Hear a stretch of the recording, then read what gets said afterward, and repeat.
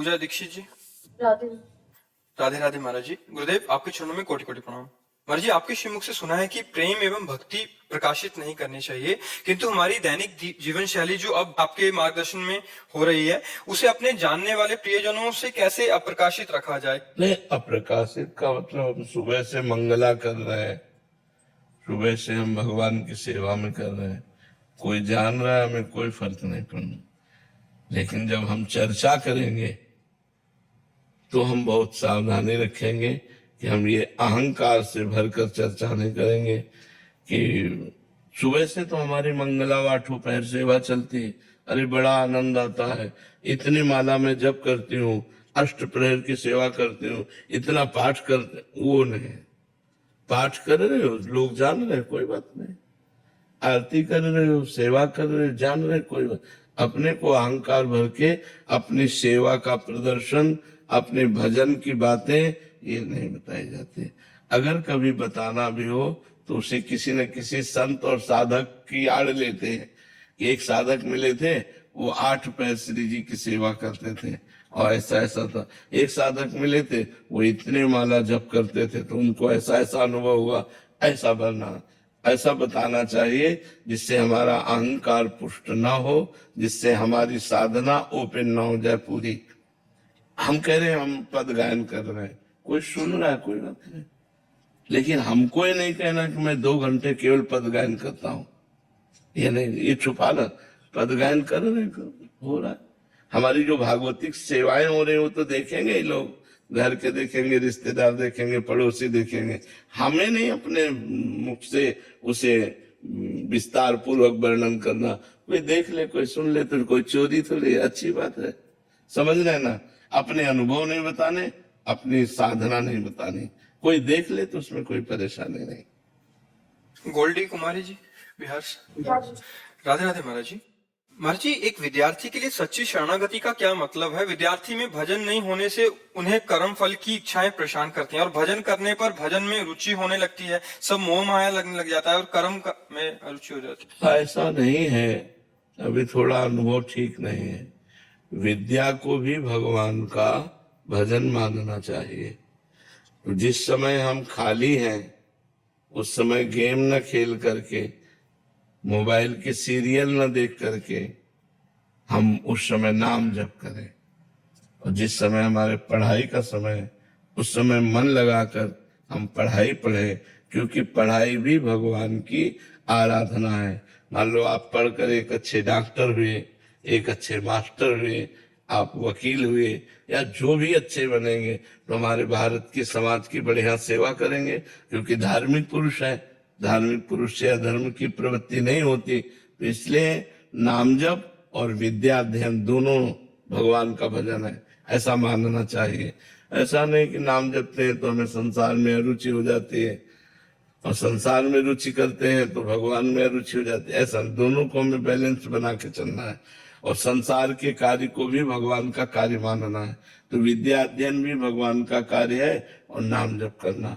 तो जब तुम्हारे अध्ययन का समय है उस समय आप एकाग्र मन से अध्ययन करो, और जब खाली समय है तो राधा राधा नाम जप करो, वाणी जी का पाठ कर लो, एक अध्याय गीता का पाठ कर लो, भागवत का पाठ कर लो।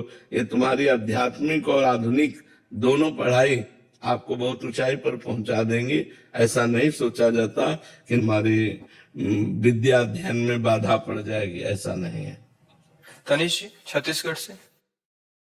महर्षि, आज के इस युग में जहाँ हर तरफ तनाव, मोह माया और विचलता है, एक सामान्य व्यक्ति कैसे निरंतर भगवान का स्मरण करते संसारिक कर्तव्य निभा सकता है? भगवान के नाम में इतनी सामर्थ्य है कि एक 5 वर्ष का बालक प्रहलाद एक महातपस्वी, महाबलवान त्रिभुवनपति हिरण्यकश्यप के द्वारा विघ्न उपस्थित करने पर किसी भी विघ्न से पराजित नहीं हुआ। 5 वर्ष के प्रहलाद जी, और त्रिभुवनपति विघ्न डाल रहा है, आग में जला रहा है, विष पिला रहा है, हर तरह से मारने की कोशिश कर रहा है, लेकिन उस बालक के अंदर कोई भय नहीं, कोई पीड़ा नहीं, और किसी भी तरह की कोई विक्षेप वृत्ति नहीं। क्यों? क्योंकि भगवान का नाम जब चलना है। अगर नाम जब हम जबरदस्ती चलाएं तो धीरे धीरे सब विघ्न नष्ट हो जाएंगे और नाम स्वाभाविक चलने लगेगा। नाम मंगल भवन है, नाम महासुखमय है, नाम समस्त शुभ अशुभ विनायकों को परास्त करने की सामर्थ्य रखता है। जीते विनायक शुभ अशुभ, विघ्न करे नहीं कोई, विघ्न करे नहीं कोई, डरे कलिकाल कष्ट भय, डरे कलिकाल कष्ट भय, हरे सकल संताप हरसि, हरि नाम जपत जय। जो भगवान का नाम जप करता है उसकी विजय होती है। कलयुग अपने पूरे सेवकों के साथ डरता है। कलयुग के जो पार्षद है, कलयुग का जो परिकर है ना, जो नष्ट करने वाला है जीव को, वो सब डरते हैं जो भगवान का नाम जप करते हैं। तो नाम जप करो, नाम जप में बड़ी सामर्थ्य है। समस्त विकार द्वंद्व इनसे हम जीत जाएंगे यदि नाम जप है। नाम जप नहीं है तो फिर कोई बचाने वाला नहीं।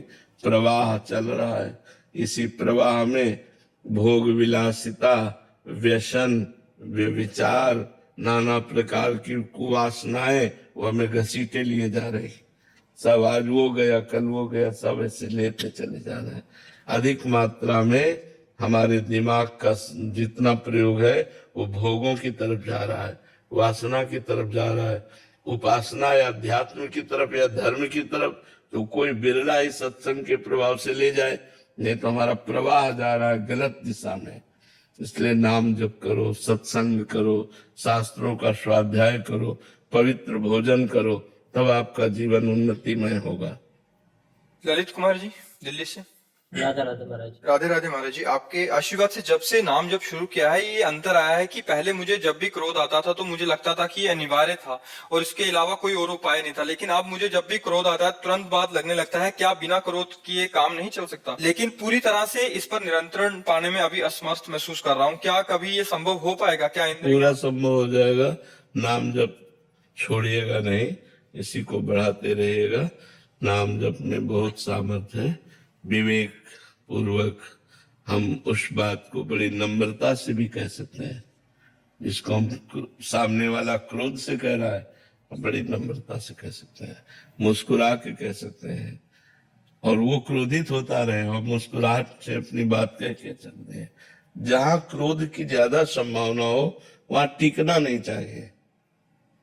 ज्यादा देर टिकने पर हो सकता है हमारा संयम बिगड़ जाए, इसलिए अपनी बात कह और चल दे, फिर देखे, बाद में देखा जाएगा। क्योंकि उस समय तत्काल में उत्तर प्रत्युत्तर यदि होने लगा तो फिर उपज क्रोध ज्ञानी के ही है।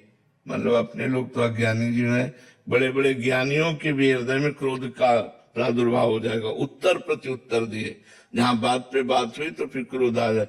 हमें चाहिए अपनी बात कह के चल देना। हम क्रोध से यदि बचना है तो हमको अपनी बात कह देना और हट जाना है। क्योंकि अगर वो फिर दोबारा कहेगा, हम फिर बात बोलेंगे तो फिर क्रोध आ जाएगा, फिर संयम टूट जाएगा। नाम जप और बढ़ाते रहिए और संयम से कीजिए। बड़ी कृपा है जो आप काम क्रोध आदि को संयम में लेना चाहते हैं, बड़ी भगवान की कृपा है। पवन जी छत्तीसगढ़ से। राधे राधे। राधे राधे महाराज जी। महाराज जी, अच्छे इंसान को हमेशा बुराइयों का सामना क्यों करना पड़ता है?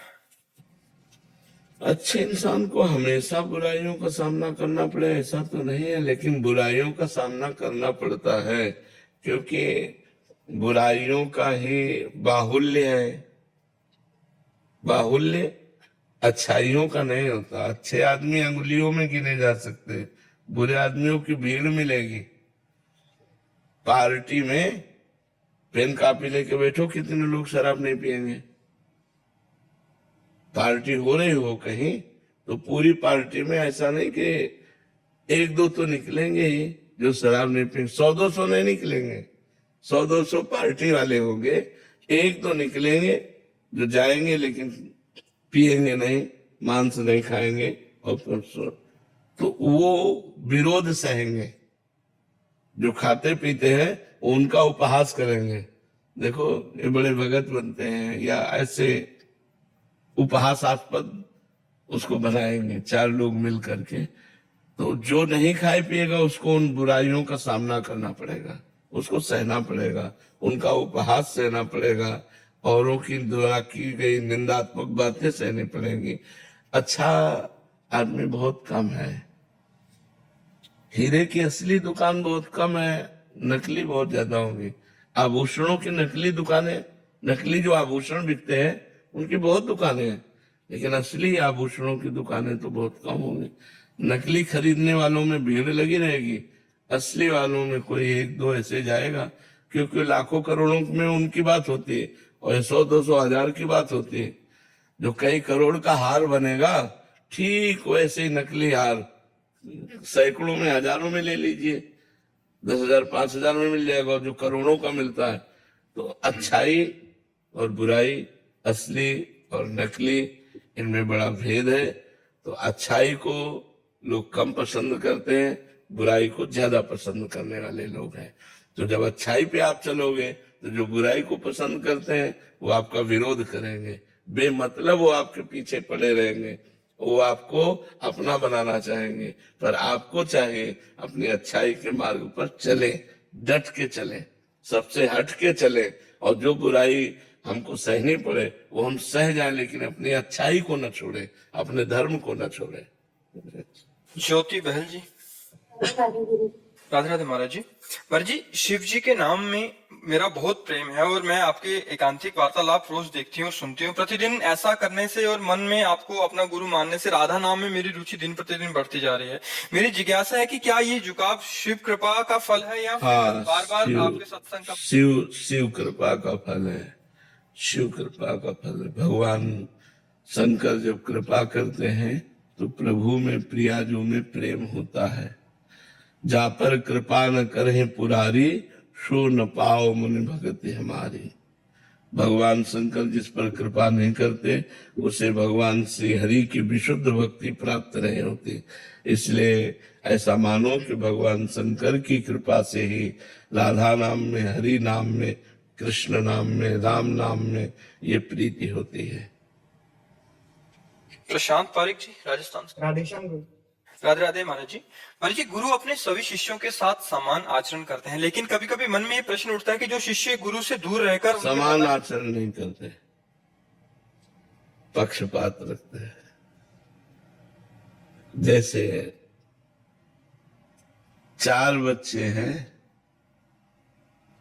और उनमें से एक बच्चा केवल गुरु की आज्ञा का पालन करता है, गुरु के अधीन है, गुरु की सेवा में रहता है, और 3 है कि अपने मन के अनुसार जो गुरु की बात अच्छी लगी वो स्वीकार किया, नहीं ऐसे चल रहे। तो गुरु जब प्यार करेगा तो चारों को बराबर दिखाई देगा, लेकिन अंदर का जो प्यार होगा वो उसमें ज्यादा होगा, उसमें पक्षपात होगा, उसमें पक्षपात हो। आपसे गलती पड़ेगी तो आपको उपदेश करके डांट देंगे, और उससे गलती पड़ेगी तो आगे हो जाएंगे, उसको पीछे करके स्वयं आगे हो जाएंगे कि दास की गलती स्वामी की गलती मानी जाती है, आप मुझे क्षमा कीजिए या दंड दीजिए, सेवक से जो गलती हुई वो मेरे से ही गलती हुई। ये पक्षपात ऐसा भगवान में भी देखा गया। भगवान को समदर्शी कहा गया है, लेकिन भक्तों की पक्षपाती कहा गया है। समदर्शी तो है ही, लेकिन वो लोक दृष्टि में, प्रेम दृष्टि में पक्षपाती हो जाते हैं, अपने भक्त का पक्ष स्वीकार कर लेते हैं। जे यग बधेव व्याध जिम बाली, सोई सुकंठ पुनि कीन कुचाली, सोई करतूति विभीषण केरी, सपने हो राम न तिनतन हेरी, जन अवगुण प्रभु मान न काऊ, दीन बंधु अति मृदुल स्वभाव। वही प्रभु इष्ट है, वही प्रभु गुरु है, तो वैसे गुरु में स्वभाव। अश्विनी शर्मा जी। राधे राधे महाराज जी। महाराज जी, बिजनेस और व्यक्तिगत जीवन में धोखा और तिरस्कार मिलने पर क्रोध आता है, पर कंट्रोल भी हो जाता है, पर इसे मैं शून्य पे कैसे ला सकता हूँ? नाम जब चल रहा है और बढ़ाते रहिए, इसी से यही औषधि है। एक नाम जप ही एक औषधि है जो बड़े से बड़े क्रोध और छल कपट प्रहार इन सब से हमको बचा करके सुरक्षित रखता है। आपका जो बुरा करे उसका भी भला करने की इच्छा उत्पन्न कर देता है नाम जप। आपका जो बुरा करे उसका बुरा ना करने की, उसका भला करने की इच्छा आपके अंदर जागृत हो जाएगी ईमानदारी से कि इसका भला कैसे हो। यही नाम जप का प्रभाव है। नाम जप में असीम सामर्थ्य है। जो अनंत महिमाशाली भगवान के सद्गुण हैं वो सब सद्गुण नाम साधक में प्रकट कर देता है। भगवान में असीम क्षमता है, तो असीम क्षमता वाले भगवान को भी घसीट कर भक्त के हृदय में प्रकाशित कर देना, ये नाम का प्रभाव है। तो नाम ही से बढ़कर के नाम है, इसलिए हम नाम और बढ़ाएं और जपें, तुम्हारे अंदर आध्यात्मिक शक्ति बढ़ेगी और आध्यात्मिक क्षमता में ही इन काम क्रोध लोभ आदि को सहने की सामर्थ्य है। इसलिए खूब नाम जप कीजिए। बड़ी कृपा है भगवान की जो आप नाम जप कर रहे हैं और अध्यात्म में चल रहे हैं। जीवन की सार्थकता इसी में है, जीवन की सार्थकता है, इन भोगों की सार्थकता नहीं। खूब भोग भोग रहे हैं, मनमानी गंदे आचरण कर रहे हैं, रुपया पैसा सोचे कि हमारा जीवन बड़ा सुख में, नहीं नहीं नहीं, पुण्यों के लाभ से आप ये सुख भोग रहे हैं, जब आपके पाप का परिणाम आएगा तो सर्वनाश हो जाएगा। इसलिए उत्तम बुद्धि वाला वही है जो भगवान का नाम आश्रय लेकर सुख दुख को समान भाव से देखते हुए भगवत प्राप्ति की तरफ चले। काम क्रोध आदि दोषों को अपने कब्जे में करते हुए भगवान की तरफ चले, उनके कब्जे में ना हो जाए। काम क्रोध आदि के अधीन हो जाने पर हमसे पापाचरण हो जाता है, हिंसा हो जाती है, बड़े बड़े दोष हो जाते हैं। इसलिए उत्तम बुद्धिमान वही है जो भगवान का नाम का आश्रय लेकर इन विकारों को अपने अंदर ही अंदर सहन कर जाए, उनको अंदर ही अंदर नष्ट कर दे, वो विकार अपना प्रभाव न दिखा पावे। जी कुसुम जी, राधे राधे महाराज जी। गुरुदेव भगवान, मैं पिछले 2 साल से आपका सत्संग सुनती हूँ और नाम जप करने का भी प्रयास कर रही हूँ। मेरा मन बहुत ज्यादा चंचल है महाराज जी, नाम जप करते समय टिकता ही नहीं है, तब बहुत परेशान हो जाती हूँ, मेरे मन नेगेटिव विचार करने लग जाता है। कोई बात नहीं, चाहे जितना चंचल हो, भाग के जाएगा कहाँ? क्या मेरे आज्ञा के बिना मन कुछ कर सकता है? आप विचार करें। हमारा मन कह रहा है कि हमें रसगुल्ला चाहिए, हमने कह दिया नहीं, तो क्या वो दुकान चला जाएगा, वहां से रसगुल्ला ले आएगा और वो खा सकेगा? आप बताओ, हमें नहीं खा पाएगा ना, क्योंकि जब तक हम नहीं आदेश करेंगे तब तक हमारा मन कुछ नहीं कर सकता। हम आदेश बहुत होश में करें। मन का स्वभाव है चंचल, मन भागता है, भजन करते समय भी भागेगा जब तक निष्पाप नहीं हो जाता। जब निष्पाप हो जाएगा तो शांत हो जाएगा, चंचलता रहित हो जाएगा।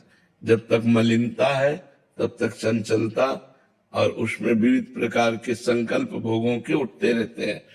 हमको जांचना है, यदि मन सही बात कह रहा है तो हमें तुरंत दस्तखत कर देने हैं। जैसे कह रहा है हमको मीठा चाहिए, ठीक है, शाम तक हम प्रयास करते हैं, मीठा की व्यवस्था करते हैं, ठाकुर का भोग लगाते हैं और मन को पवा देते हैं, वाह खीर चाहिए, हाँ ठीक, शाम तक व्यवस्था कर लेंगे। क्योंकि उसको सपोर्ट में लिए बिना भजन हो नहीं सकता। मन ही तो लाया है आपको यहाँ एकांतिक में। अगर मन अभी तो अभी उठ के चल दोगे, अभी उठ के चल दोगे, बीच में उठ के चल दोगे, मन ही तो लाया है, मन ही तो आपको बैठा ले, मन ही तो भजन करवा रहा है। तो मन का जो पार्ट गंदा है वो बात हम न माने। एक पार्ट मन का बहुत गंदा है, जो बहुत गंदी गंदी बातें, गंदे गंदे दृश्य, गंदा व्यवहार, गंदी क्रियाएं करने के लिए लालच है, हमको उसकी बात काटनी है। मन जब गंदी बात स्फुरना करे तो ना किसी को हाँ मत करो, ना ना ना। और जब धर्म संग चलो वृंदावन, हाँ हाँ चलो एकांतिक सुनते हैं, हाँ बिल्कुल चलो चलो, चलो बिहारी जी, हाँ चलो बिहारी जी। उसका जो अच्छा पार्ट है उसमें उसको सपोर्ट करें, जो उसकी गलत मांग है, गलत बात है, उसका हम निषेध करें, तो धीरे धीरे हम अच्छाई बढ़ाते चले जाएं और बुराइयों पर काबू पा सकते हैं। धीरे धीरे मन चंचलता रहित हो जाएगा। धैर्य पूर्वक नाम जप करते रहें और मन की गलत सलाहों पर न माने। उन पे दस्तखत ना करें। उसकी बात जब नहीं मानेगी तो जलाएगा, वो जलन सह जाओ। यम ही न व्यथ्यन्त्येते पुरुषम पुरुषर्षभ सम दुखा सुखाधीरम सोमृतत्वाय कल्पते। जो मन के द्वारा दिए हुए व्यथा को, जलन को सह जाता है, व्यथित नहीं होता है, वो अमृत पद का अधिकारी हो जाता है। इसलिए सहो और खूब नाम जप करो। शेयर रिवेंज महाराज जी विरह की अग्नि को शांत कैसे किया जाए जब जिया नहीं जाए? ऐसी विरह भी नहीं है, प्रश्न ही नहीं होता। जब ऐसी विरह पैदा होती, जिया नहीं जाता, तो उसमें कहा भी नहीं जाता। उसमें कहा नहीं जाता, वो तो आह है अंदर की, जैसे दिल को कोई मसला करे। शायद इसको ही इश्क कहते हो, जैसे कोई दिल को मसला करे। उर्दू में प्रेम को इश्क कहते हैं, वो भी शायद ऐसा बोल रहा है, क्योंकि अनिर्वचनीयम प्रेम स्वरूपम। प्रेम ऐसा होता है कि जब अपने हृदय में अपने प्रीतम के मिलन की चाह लगती है, तो उस चाह को इतना गुप्त रखता है प्रेमी कि वो भी न जान जाए जिसके लिए हम चाह करते हैं। फिर प्रश्न कैसे बन सकता है कि विरह को कैसे सहा जाए? गलत बात। कहीं न कहीं अहंकार इसमें अपनी सपोर्टता चाहता है कि मैं भगवत विरह में जलने वाली हूं, कि मैं भगवत प्रेमी हूं। गलत। विरही प्रश्न नहीं करता, विरही छुपाता है विरह को। अगर हाँ कृष्ण कह के रो रहा, अचानक कोई आ गया तो वो एकदम सा, आप हाँ कृष्ण कह के रो रहे थे, हाँ पेट में पीड़ा थी इसलिए। वो ये नहीं कहेगा कि कृष्ण प्रेम में मैं रो रहा था, ऐसा नहीं। गलत। मतलब आप यहां जहां प्रश्न कर रहे हैं, ये शुद्ध अध्यात्म की जगह है, तो आपके मंगल के लिए आपका प्रेम वास्तविक विरह में बदल जाए, इसके लिए आपको सपोर्ट करते हैं कि आप ऐसा प्रश्न मत कीजिए, आप ऐसी बात मत कीजिए, नाम जप कीजिए। और जो विरह होता है वो अपने आप हृदय में सबको चबा जाता है। अहंकार को, मन की चंचलता को, दुर्वासनाओं को, और यहां तक कि जीवत्व को भी। जीवत्व भी नहीं रह जाता, वो ईश्वत्व में परिवर्तित। तस्मित जने भेदा भावात, भगवान और भगवान के जन में अभेद स्थिति हो जाती है, वो भगवत स्वरूप हो जाता है। भगवत स्वरूप होकर भगवान में, तन्मय में, पर वो ये जानने नहीं देता किसी को। जैसे आपकी जेब में 1 करोड़ रुपया हो, तो बार बार हाथ रखे आप, कोई मुझे कुछ है क्या, बार बार हाथ रखते हो? नहीं, वहां खुजला रहा था इसलिए खुजला। आप ये नहीं बताएंगे कि 1 करोड़ रुपया है। जब लौकिक धन को हम नहीं बताते, तो हम पारलौकिक परम प्रेम धन को हम कैसे बता सकते हैं? हिम्मत ही नहीं बताने की। अनिर्वचनीयम प्रेम स्वरूपम। इसलिए कहीं ना कहीं थोड़ा सा जो अहम है वो स्वाद लेना चाहता है, इसलिए प्रश्न हुआ विरह। चूंकि बहुत ऊंचा प्रश्न है विरह संबंधी, इसलिए इसको छुपाइए, छपाइए मत, इसको अंदर कीजिए। महाराज जी, जैसे हम लोग भगवान की पूजा करते हैं, श्रृंगार करते हैं, घर में करते हैं, सब लोग देखते हैं, वो भी प्रेम जताने का एक तरीका है। नहीं, प्रेम उसमें, वो तो हमारी दिनचर्या है। हम गा रहे हैं, हम नाच रहे हैं, हमारा उद्देश्य अगर हो गया कि मैं गाऊं और ये लोग प्रभावित हो जाए, वो हो गया दिखावा। हम नाचूं और ये, हमारी दिनचर्या है भगवान की। दिख जाता है कि दिख जाना बात अलग है, दिखवाना अलग बात है। हमें नहीं चाहना कि ये वाह वाह करे, वो वाह वाह कर देते हैं, उनकी बात है। वो गाली दे, उनकी बात है। हमारा उद्देश्य नहीं। तो बैठे अपना भजन कीर्तन हो रहा, श्री जी का श्रृंगार हो रहा, आरती हो रही, नाच रहे, कूद रहे, भगवान का जस गा रहे। हमें दिखाने का उद्देश्य नहीं है। हमारा उद्देश्य है अपना स्वयं दिनचर्या करना। हमारी ये दिनचर्या है, दिखावा नहीं है। राधे राधे महाराज जी मैंने अभी तक कोई गुरु नहीं बनाया, सारे संत जन ही पूजे लगते हैं, कैसे पता चले कि गुरु महाराज किसे बनाए? भगवान से प्रार्थना करो, कृपा सिंधु नर रूप हरि। कृपा सिंधु भगवान श्री हरि ही नर रूप में, गुरु रूप से हमें मिलते हैं। तो उन्हीं से प्रार्थना करो कि प्रभु आप मुझे स्वीकार करें। मेरी इतनी क्षमता नहीं कि मैं आपको पहचान सकूं, कि गुरुदेव भगवान के रूप में आप कहाँ हैं, तो आप कृपा करो और मुझे स्वीकार करो। भगवान ही गुरु रूप है। बन्नो गुरुपद कंज कृपा सिंधु नर रूप हरि। कृपा सिंधु नर रूप हरि। हरि ही नर रूप में कृपा करने के लिए गुरुदेव के रूप में विराजमान होते हैं। गुरु साक्षात परब्रह्म। तो हम उन्हीं से प्रार्थना करें, वही जो हमारे गुरुदेव होंगे हमें खींच लेंगे, हम या आकर हमें स्वीकार कर लेंगे। भगवान से प्रार्थना करो। भगवान से प्रार्थना करोगे तो सच्ची जगह जोड़ देंगे, वही मिला देंगे, क्योंकि वही गुरु है। वही कृपा सिंधु नर रूप हरि, वही मनुष्य रूप धारण करके जगत का कल्याण करते हैं। तो उन्हीं से प्रार्थना कीजिए। शुभम गुप्ता जी जबलपुर से। राधे राधे राधे महाराज जी। महाराज जी, नाम जप या प्रार्थना करते समय क्या आंखें बंद करके ध्यान करना श्रेष्ठ है या खुली आंखें रखकर साक्षात विग्रह जी का दर्शन करते हुए रूप? वो तो आपका जैसी सुविधा पड़े, आंख बंद करके ध्यान करो या आंख खोल करके ध्यान करो, तो जैसे सुविधा पड़े। मंदिर में जैसे महाराज जी जाते हैं, कहीं ऐसे गए घूमने कहीं, तो कोई मंदिर गए तो वहीं पर आंख बंद करके। नहीं, मंदिर में आंख बंद करने की जरूरत क्या है? मंदिर में तो सामने भगवान विराजमान, उनके दर्शन करते हुए भजन करें।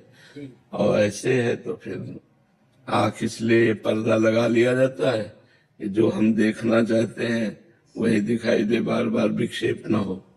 जैसे खोला तो कई रूप दिखाई दे और पर्दा डाल दिया तो जो हम सोच रहे हैं वही हमें दिखाई दे रहा है, इसलिए आंखों में पर्दा डाल दिया है।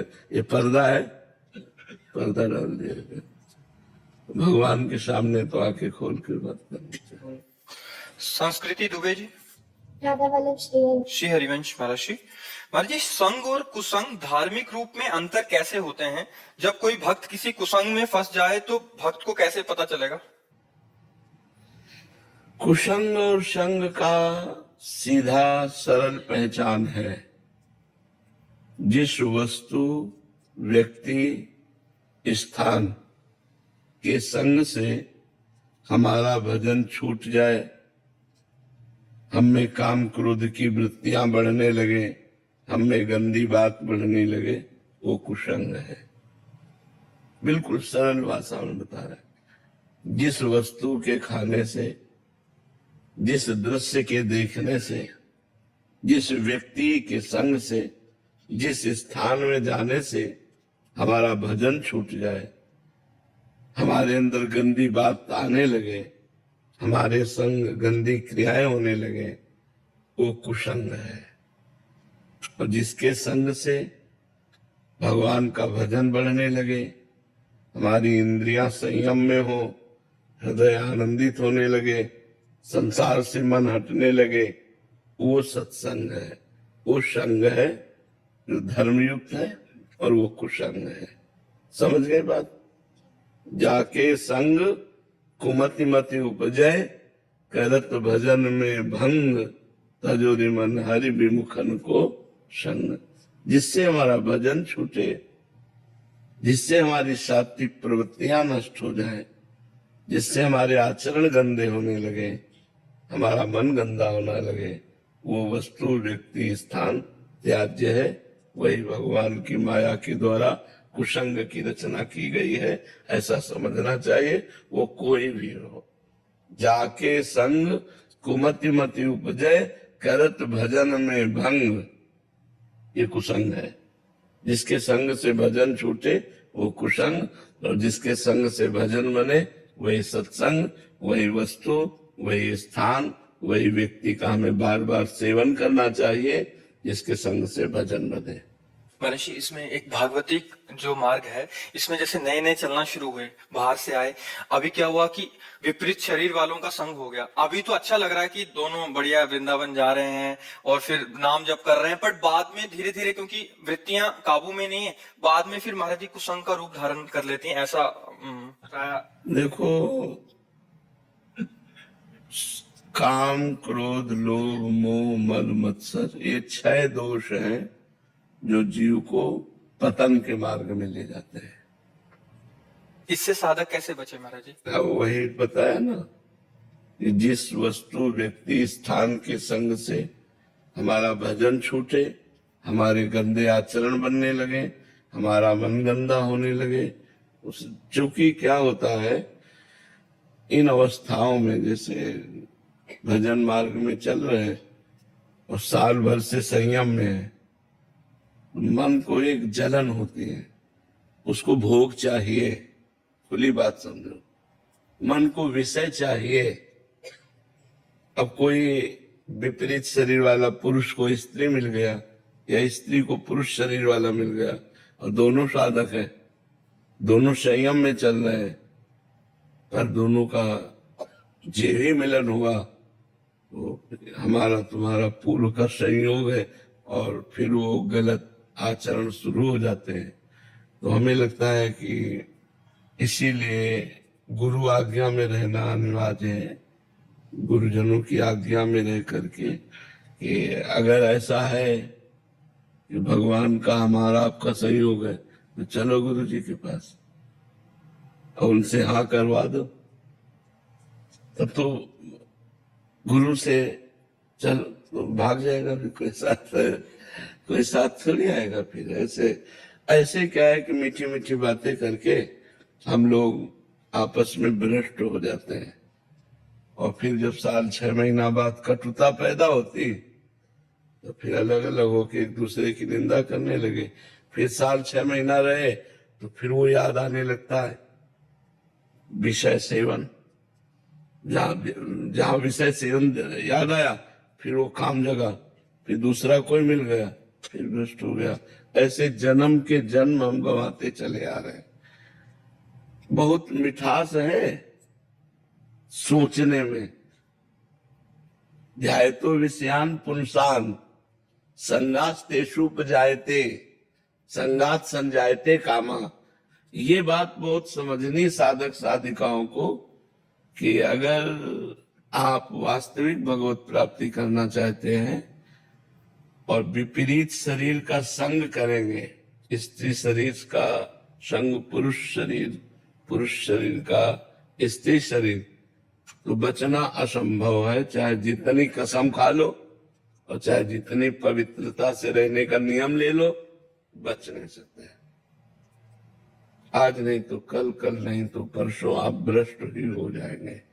अगर स्त्री शरीर को आजीवन ब्रह्मचर्य रहना है तो ऐसे कथा सत्संग आदि की बात अलग है, अपने वास में निवास में प्रवेश नहीं होना चाहिए। बहुत सारा युवा वर्ग आपसे जुड़ा हुआ है, कॉलेज के बच्चे यहाँ बच्चे जुड़े हैं, वो नए नए बच्चे हैं, बाहर से आते हैं तो प्राय हम आपको बताए ना, ये गंदगी बहुत फैल रही कि हम तुम साधक हैं। जी महाराज जी, वो संग तो अच्छे के लिए हुआ, दोनों भगवत प्राप्ति के मार्ग पे चलेंगे, फिर वो कुसंग में परिणित हो गया। हाँ, अब जैसे नई नई बच्चियां नए नए बच्चे भजन करना चाहते हैं, अब अंदर इंद्रियों की विलासिता मांग कर रही भोगों की, तो कहीं ना कहीं आकर्षण हुआ, वो भजन नहीं हो। पर बचना चाहे तो बच सकता है, जब आप ही नहीं बचना चाहते तो कौन बचा सकता है। जब आप ही भ्रष्ट होना चाहते हैं, बिल्कुल लकीर खींच दे और भगवान का भरोसा रखे, भजन करे तो बच जाए। नहीं तो मन बहुत बेईमान है ना, वो ऐसे राजी कर देता है कि यार कुछ तो है जो संसार आसक्त है, इसमें साधक सोचता है और मेरा मन लालच, एक बार देख लेते हैं और एक बार गया कि ऐसा दलदल है, निकल पाना बड़ा कठिन होता है। तो हमें लगता है जिसके संग से हमारी इंद्री, हमारा मन भगवान से विमुख होकर भोगों की तरफ जाए, वो सीधा कुसंग है। कोई भी हो, मन बड़ा बलवान है, जब तक भगवत प्राप्ति नहीं हो जाती तब तक ये भ्रष्ट कर सकता है, चाहे 50 वर्ष का हो चाहे 80 वर्ष का हो, ये कुछ इससे फर्क नहीं पड़ता। मन में कोई फर्क नहीं पड़ता, चाहे वो 80 वर्ष का वृद्ध हो, वो भ्रष्ट आचरण की तरफ चेष्टा करेगा। जब तक मन भगवदाकार नहीं हो जाता, मन ब्रह्म साक्षात्कार नहीं कर लेता, तब तक ये सब हालत बनी रहेगी। और ये बहुतायत होगा। बहुतायत इसलिए होगा कि इंद्रियों को रोकना और मन को रोकना बहुत कठिन है।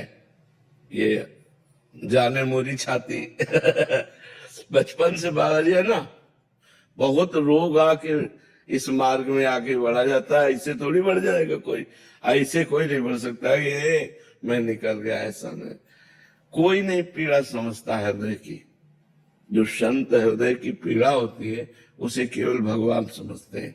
एक एक कदम कष्ट में सहते हुए, आखिरकार मनुष्य तो है, हृदय भी उनके भी है, पर कोई तभी भगवान फिर कृपा करके दर्शन देते हैं जब देखते हैं सब कष्ट सहते हुए मेरे लिए, तब भगवान अपना लेते हैं। तो कष्ट सहकर चलना एक चढ़ाई पे चलना है, और फिसलना बहुत आराम से है। तो फिसलने के तो बहुत चांस है और चढ़ने के बहुत कम चांस है। चढ़ने में थोड़ा, फिसलने के तो गली गली चांस है, चाहे जहां फिसल जाओ, लेकिन चढ़ने के बहुत कम चांस है। तो अपने को बचाना चाहिए। अपने को इतना दृष्टि में तो समझ में आ ही जाता है कि हम फिसलने जा रहे हैं, और पर वो फिसलना अच्छा लगता है, बात ये है ना।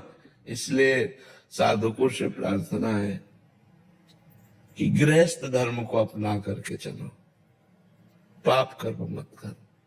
अगर आपके मन में पुरुष या स्त्री के प्रति आकर्षण है, आप गृहस्थ धर्म भगवान ने बनाया है।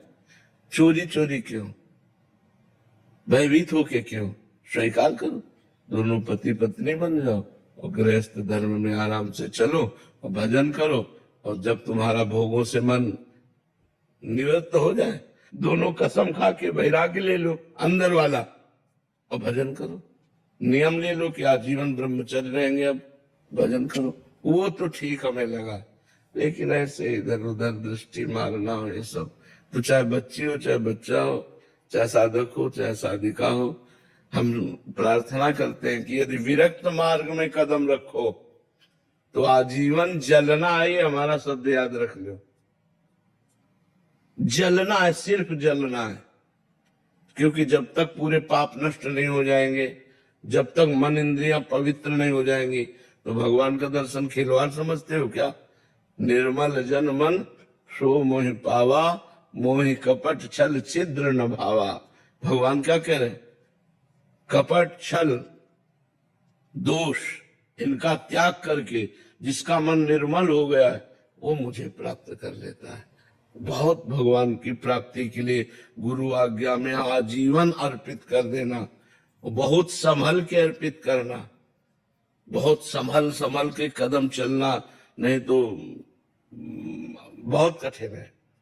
ये आग रखी हो और ये घी रखा हो, तो संयोग हो या ना हो, घी पिघल जाएगा कि नहीं पिघल जाएगा?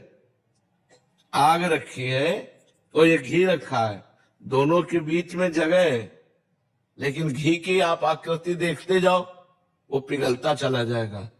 ऐसे ही स्त्री पुरुष का संग है, संयोग ना हो तो भी मन हमारा पूरा पिघलता चला जाएगा और वो भगवान से विमुख हो जाएगा। कोई भी हो, भगवान की ये माया का खेल ऐसा रचना रची गई है कि स्त्री का आकर्षण पुरुष की तरफ, पुरुष का आकर्षण स्त्री की तरफ, और इसी को सुख माना गया सबसे बड़ा। आप देखो ना संसार में, तो साधक साधिका और पूरे जीवन को जब भगवान में अर्पित करते हैं तब भगवान को प्राप्त होते हैं। तो ऐसे आचरणों में ना फंसो, शुद्ध भगवत मार्ग अपनाओ, चाहे गृहस्थ में चाहे विरक्त में। कि न गृहस्थ के हुए और न विरक्त के हुए तो अपना जीवन बर्बाद हो जाएगा। फिर व्यभिचार से ठीक नहीं रहता, पर है बहुत बलवान। ये ऐसा मत समझो कि मतलब बड़े बड़े ज्ञानियों को भी भ्रष्ट कर दे भगवान के, ऐसी दुरंत माया है।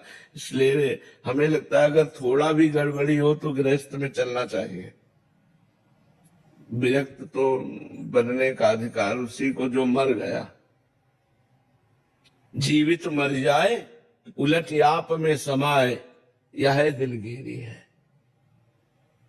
मन मारा तन बस में कीन्हा, हुआ भरम सब दूर, बाहर से कछु दिखत नाही, अंदर चमके नूर। आपो त्याग जगत में बैठे, नहीं किसी से काम। उनमें तो कछु अंतर नाही, संत कहो चाहे राम।